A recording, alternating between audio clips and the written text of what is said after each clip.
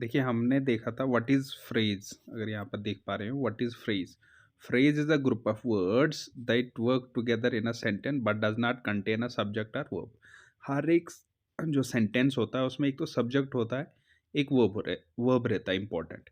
जैसे for example मैं लिखता हूँ he works in the garden, तो यहाँ पर ही जो है सब्जेक्ट है और वर्क जो है यहाँ पर क्या है, वर्ब है। तो he works in the garden, इसमें ही और वर्क्स आएगा। I like T, I subject है और लाइक जो है ये क्या है, यहाँ पर वर्ब है। तो यहाँ पर हम क्या कह रहे हैं कि जो भी हमारे पास फ्रेज होगा उसमें ना ही वर्ब होगा, यानी हो सकता है नाउन हो। जैसे यहाँ पर मैं लिख रहा हूँ एट होम, तो होम यहाँ पर सब्जेक्ट नहीं है, एट यहाँ पर वर्ब नहीं है, प्रपोजिशन है। At home, not at all, cool morning, यहाँ पर एडजेक्टिव मॉर्निंग बता रहा हूँ मैं, ये मॉर्निंग सब्जेक्ट नहीं है। वार्म डे, डे तो है लेकिन सब्जेक्ट नहीं है, तो इसको बोलेंगे हम। मगर इससे हमें कुछ मीनिंग तो मिल रहा है ना, वार्म डे यानी गर्म दिन है, कूल मॉर्निंग बहुत ठंडी है, ठीक है ना।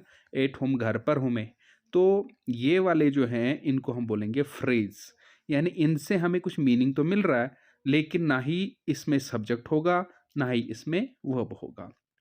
अब बढ़ते हैं हम अगले के ऊपर, जिसको बोलते हैं हम, जिसके बारे में हमने बात की, व्हाट इज क्लॉज। तो अब ये क्लॉज क्या है, group of words contain a subject and a verb that have a relationship, यानी इसमें सब्जेक्ट भी होगा, वर्ब भी होगा और उनका आपस में, यानी सब्जेक्ट के ऊपर वर्ब डिपेंडेंट होगा, वर्ब जो है सब्जेक्ट के साथ लिंक होगा। जैसे मैं मान लूँ the line road, the line road, the baby cried, baby cried, CRIED, the baby cried.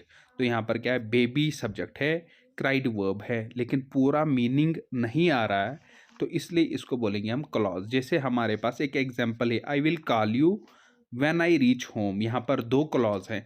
I will call you, इसमें आई सब्जेक्ट है, विल कॉल जो है यहाँ पर दोनों वर्ब हैं।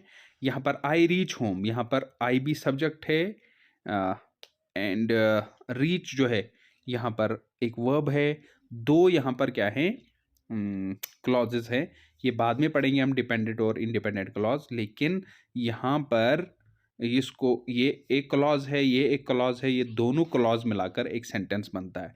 हो सकता है कोई एक ऐसा सेंटेंस हो जिसमें फ्रेज भी हो, क्लॉज भी हो, ठीक है। और मगर क्लॉज के बगैर सेंटेंस बनेगा नहीं, क्योंकि जब तक ना आपके पास सब्जेक्ट होगा, जब तक ना आपके पास प्रेडिकेट होगा, वर्ब होगा, तब तक आपका सेंटेंस बनेगा नहीं। तो क्लॉज का मीनिंग आप समझे होंगे कि क्लॉज भी मीनिंग बताता है लेकिन पूरा मीनिंग नहीं आता है, इससे पूरा मीनिंग हमें समझ नहीं आता है। पूरा मीनिंग सेंटेंस में, सेंटेंस ही एक मात्र एक ऐसी चीज़ है जिसमें हमें पूरा मीनिंग समझ आता है।